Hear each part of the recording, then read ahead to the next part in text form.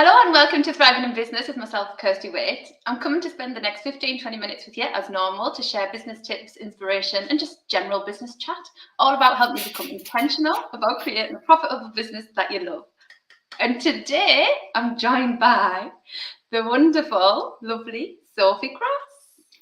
Hi, thank you for having me. I've drank loads of espresso today, by the way. This should make for an interesting conversation then. Yeah, which I always promised myself I won't do, and I sort of forgot not to. That's the best version of Sophie. That's what we wanted to see. So for anyone that doesn't know Sophie, Sophie's the founder and editor of the fabulous Freelancer Magazine. Do you want to give us a little bit of backstory about who you are, Sophie, before I dive into some questions? Yeah, I was thinking I should have a copy. It's like just out of arm's reach. So I've been the editor and founder for a year. We set up a year ago on via a very successful Kickstarter. Before that, or still a freelance marketer and writer. So been a marketer. My background was corporate marketing, and then I went freelance about 9 years ago, and was also kind of not fell into, but got into a lot of content marketing and writing and things like that. So yeah, writer, marketer, founder, freelancer, editor. What a list, eh? What a list. Sophie's literally, I think you're one of the most courageous, magical kind of business owners out there that I've had the pleasure of working with, and with the biggest heart. But when I think about what you did and when you created the Freelancer Magazine and set off doing that, it was like middle of a pandemic in a declining market, and you still managed to make such a massive success of it. How does that kind of sound when I say that? Yeah, it's bonkers. I mean, obviously working with you has helped me kind of come to terms with some of that, I suppose. It's crazy. It's crazy. It's been like 10 months as well, really. Like, we set the Kickstarter went live a year ago. So that, like, I do try to kind of look back on what we've achieved a lot, even on a day-to-day basis now. If I'm kind of having a bad day, I'm kind of like, actually, we've still, I've still got stuff done today. We've still come really far. We still have like all these amazing foundations in place. So trying to practice that a lot at the moment. Yeah. What I want to talk about today is, because your journey, obviously all I talk about in my business is about creating an intentional business, a business that you love. And you've created this amazing business from literally an idea. And that's what I kind of admire so much about you, is that you literally had this idea and you're like, I'm going to do it. I'm going to create this magazine. And it's turned out to be an amazing journey that you've been on. So today I just want to kind of talk a little bit about that and how creating a business where you can thrive and what that means to you. So at what point did you go, right, I'm going to go for it. I've got this idea and I'm going to create this magazine. When did that light bulb happen? As soon as I had it. So I had the idea on New Year's Day. I have no idea what year we're in anymore. 2021. So last year, New Year's Day 2021, I had the idea, and like, I have ideas quite a lot, and I suppose with some experience came the age came the experience not to go after them all. But this was one I was like, right, yeah, I'm going after it, basically. So yeah, straight away. So I had the idea on January 1st. And like, I've never moved faster. Like, but mainly out of the desire and the passion, and just, there wasn't any time to lose, really. And it didn't, it was just my main focus from that moment onwards. Yeah. What made this idea different to all the others? It just had all the dots. Like, it had all the different elements, like kind of a little mental checklist in my head of like, it just felt like serendipitous that everything came together. Like, it was the idea came from being part of freelance communities. So I knew the communities quite really well that I wanted to serve. And I knew that they would get behind the idea. I really thought they would. I knew that it didn't exist because I was certain I would have heard of it already. I knew I had the skills to deliver it, and I also knew Ange, who had the skills to deliver the part of it that I hadn't, and we'd made magazines together before. So it just felt, and I knew I wanted to do it as well. Like, it was something I really, it was like a dream. It is like a bit of a dream job for me, really. So all of those different elements were like, right, go. Yeah. It feels like that. You kind of came into full alignment. That's what it sounds like. It's like everything just was there. Like, your boxes were ticked. You knew that just felt different, and it just feels like, listening to you when that came, it was just kind of, you'd kind of stepped into like, right, this feels just right, and it feels aligned, and it feels good. Yeah, it really did. And I suppose all ideas kind of start like that. And then maybe after a couple of days, you're like, actually, maybe this isn't going to be feasible, and it just, that moment never came. And, so that was what happened. And literally the speed, like you say, like, if you just literally, you couldn't have done it fast enough. And you're not even a year down the line, and you've had 4 amazing magazines out there. And so, it obviously was the right decision, right?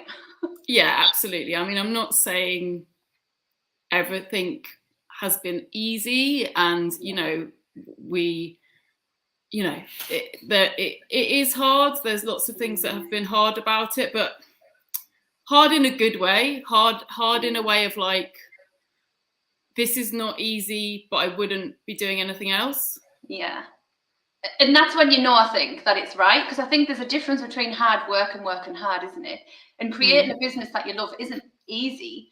But when you start to feel like, if you think of the previous positions and things you've done and jobs you've had, when they feel like a real drag and hard work, even when you're working really hard on something that you're really passionate about and love, you don't get that drag of energy of like, why am I doing this? Do you? Yeah, absolutely. And I think, it's about putting those foundations in place. So it was never about kind of like making a quick buck, it was about, that things take time, they really do. And even if, I've said, what's kind of, I think, has made it easier for me is that I was never expecting it to be quick, and I was never expecting it to be easy. But even with that, some days you're like, this is taking a lot, like, how long is this taking? How hard is this? Yeah. And yeah, it's like, it is a roller coaster. But when you're on the downs, you start to realize that, you start to know that you will come back up, So I feel like I'm fairly good at just recognizing those days and kind of just going, oh well, tomorrow will be better, or even maybe this isn't so bad. It's just like a mindset that I'm in. Yeah, for sure.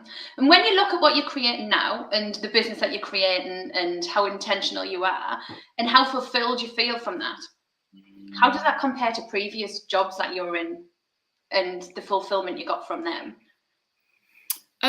Yeah, it's everything really. It's kind of like, obviously the goal is to make money, but I was actually having a conversation with another founder the other day, and we were sort of just like telling each other about the things we were finding hard, and he was saying as well, like, compared to in a corporate role, or the corporate roles he was in, he would not be doing anything else. Even on the days that are like crapper than crap, he is still happier than in those roles. And I feel the same. I was thinking about it earlier, like, because I'm a marketer as well, like, I love, like, I get days where I just sort of turn into a real marketing geek, and I have something that I can really run with, like, I can really, and I think that that's what it came from, kind of moving out of those corporate roles in marketing and moving,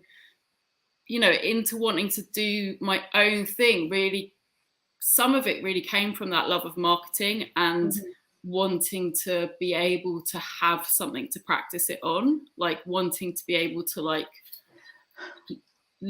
test and learn. And so I think never I can't go back now. Like for the first few years freelance, I was like, never say never. But you're too far down that path now. I'm way too deep.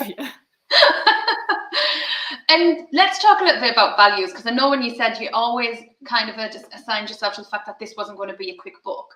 And the reason for that for you, from what I know from you, is that because you wanted to really create a quality product. Like you wanted to create something that was going to last and stand the test of time, and you didn't want it to be cheap and quick and just get your money and run. That was like that was a real key thing when you were building your business. So what values are really important to you, and how have you managed to incorporate them as you're building the Freelancer magazine? Gosh, so we are really community first, and that means kind of making the best product we can. And I think all kind of business owners can get a bit distracted with shiny new things, and like I certainly think it sometimes, maybe we should have a membership directory, maybe we should have this, maybe we should have that. And like it's always about then coming back to like what those core values are, and like just not forgetting like the main thing for us is making the best magazine we can. And the values of that magazine are creating this community, but it's about connecting the community to each other as well, because I think a lot of businesses these days talk about having a community, but what they mean is an audience. Because if you're kind of having a one-way dialogue with people, that's an audience. Even if you've got a two-way dialogue with them, that's an audience. You have to be connecting the people in the community to each other if it's going to be a community. So which is why we've started the events. And then on top of that, it's about inspiring creativity and helping freelancers to grow businesses they love. So sharing knowledge, sharing stories, helping freelancers feel less lonely and connecting them to each other to kind of get that knowledge, to see themselves as businesses, to grow those businesses, in roles that can sometimes, a lot of the time be quite isolating. But everything comes back to that basically. And I think it's about, again, when I was talking to my friend the other day, and you start to realize that there are things that you wouldn't do for anything, right? Like that you wouldn't do, even if it meant you had to lose money, or, maybe even that the business wouldn't exist. There are things that you wouldn't do. Yeah. And I think that's having strong values, Yeah, absolutely. And I love that key distinction between having a community versus having an audience. And I think what's really clear with your magazine is it's very, very orientated around that community and connecting those people, and you being the kind of core of that, because that's where you thrive, in that community. So I think that's a really key distinction for freelancers to make.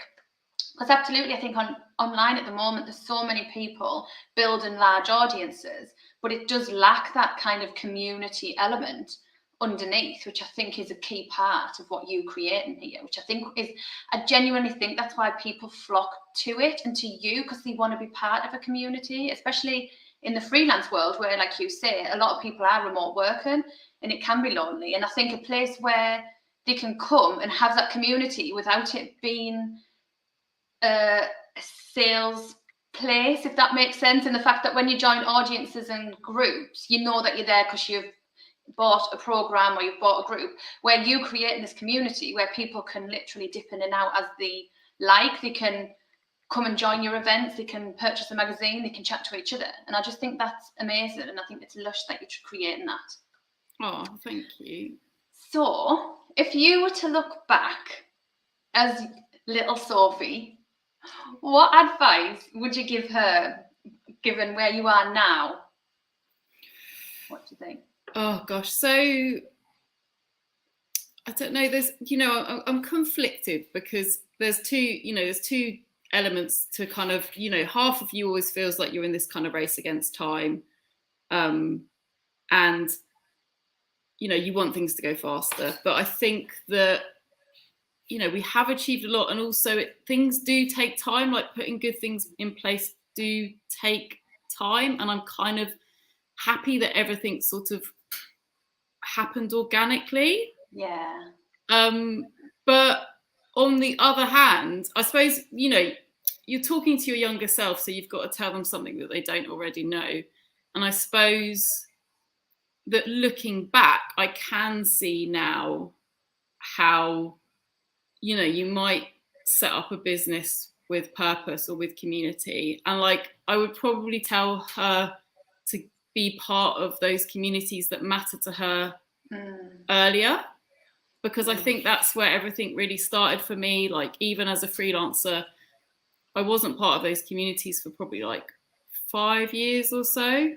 So just being part of like communities that, you know, with like-minded people. And I think it's hard to, you know, people, it's all the things that you get told and they don't really make sense until after they've happened. You know, people go, find your tribe, like join a community with like-minded people. And you sort of go to a community and you're like, are these like-minded people? Like, I'm not sure. And then it's only like later when you do find your tribe that you're like, oh, these are my people, you know? So I would kind of like tell her, get involved in those communities. Business doesn't have to be boring, you know, so. Yeah. But, you know, it's all part of the journey, isn't it? It is. And something that you said there, which I really relate to, is being part of communities that matter to her. Because I think so many times we get sucked into this trap of being part of a whole host of different communities and thinking we've got to turn up to all these different communities and be part of it and fit in. And when in reality, finding something that really matters to that person, you're going to automatically and naturally connect with those people. And that's going to feel good. And that's going to feel where you're going to find where you belong by being around people that matter and a cause that matter, for sure.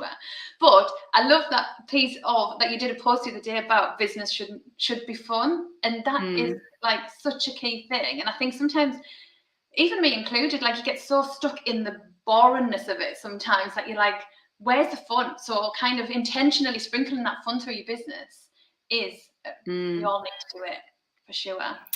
Yeah, definitely. And I think that's another thing that, you know, is really freeing about having your own business, right? That if you do send an email and like, you can send an email and you're like, if the other person doesn't get me, then we probably shouldn't be working together. But you don't have your boss to be like, why aren't we working with that person? Oh, because I cracked a dad joke, or, you know. And then you just start to realize, like, the more you do it, that the more you resonate. And, you know, certainly being on the receiving end of messages and emails, like, I just won't pay any attention really unless they're like, they have some humor or they feel honest. So I'm a big advocate for that. Yeah, absolutely. And that's sometimes hard though, isn't it? Because I feel like that takes a little bit of courage sometimes to do that. But I think that's when you really step into your own and just be who you are. And I think that's when things change. I think both in your business and personally, where you feel like you're not second guessing yourself. You know kind of what you're doing and where you're going. And I feel like that feels a little bit more natural and authentic once you get to that point. But as we know, getting to that point isn't always easy, is it? No, I mean, if I could give you one tip, which is probably about 5 years out of date, I would say use as many emojis as you can. I'm not over the emoji yet. And I think I also just find it really helpful because I've basically got bitch resting face. And then I feel like sometimes maybe my writing and emails are like bitch resting face, and I'm quite dry, so I'm like, I'm just gonna sprinkle loads of emojis in here so like I can really tell people you are joking. This is a joke. Yeah, exactly. It's like when you send a WhatsApp that's really to the bone, but you put lol on the end, so that's fine because it kind of softens the blow when it lands. I know, yeah. I tweet sometimes and I'm like, people will get this. I'm not gonna put a laughing face emoji. And then I get replies going, what do you mean by that? And I'm like, oh, should have put the laughing face emoji. Should have added the emoji. Yeah. So, what does the future entail for the Freelancer magazine then? What's going on? Well, the future, we just launched events, and I don't want to kind of make false promises, but I really want to launch in-person events. Like hopefully this year. I think it will be this year, even if they're kind of small. You know, honestly, what I'm doing at the moment is like stripping back my plans and just focusing on the magazine, courses, well, trying to focus on courses, events, you know, and not trying to get too carried away beyond that. And like certainly from a marketing plan perspective, it's just really easy to kind of try and chase new ideas or try and chase shiny things. And what I'm just really trying to do is like optimize what we've got. So honestly, like for someone who creates all this content and like for a magazine, like for instance, our SEO, our website content wise is appalling because we don't replicate the magazine content online because it's a paid for mag. So it's just things like that that's like a no-brainer to start creating content. So yeah, just kind of back to basics, keep putting those foundations in place, and keep connecting the community to one another. I love that. And I think just because I was speaking to Louise Shanahan last week, and when I asked her that question, and she was like, I'm really loving what I'm doing right now. And we had a chat offline about that comment, and it really resonated with what you've just said of you don't always have to be chasing that next big thing. You don't always have to have the big ideas, because optimizing where you are and really getting and building solid foundations is so important. So it's good that you're just going back to basics. It's good that you're going, what am I working on right now, rather than going, let's try and plan for this, let's try and go for that. I think there's time and places for that. But I think just getting yourself a solid grounding is really, really important for sure. Yeah, and I'm pretty like a little bit addicted to change and launching new things. So I basically have like, when I'm in this mindset of like no new things, then like I'll still end up launching new things. So I basically have to be like no new things every day. And then still a few will sneak through, I think. But no, yeah, like it was what I kind of started saying with like, of course you always want to be moving forwards, but just trying to keep reflecting and like realizing what you already have and how you can build on that, and being grateful for that. Awesome. Well, thank you so much, Sophie. If the audience want to come and find you, if they don't already know who you are and where you are, where can they come and find you? So Sophie Cross on LinkedIn. So I'm most kind of active on LinkedIn and Twitter probably. So I'm at Fully Thought Out on Twitter, and you'll probably find links to everything else from there. freelancermagazine.co.uk. Perfect. Awesome. Well, thank you so much, and I really enjoyed it, and I'm sure the audience have loved hearing from you. Thank you so much for having me. No worries. Bye.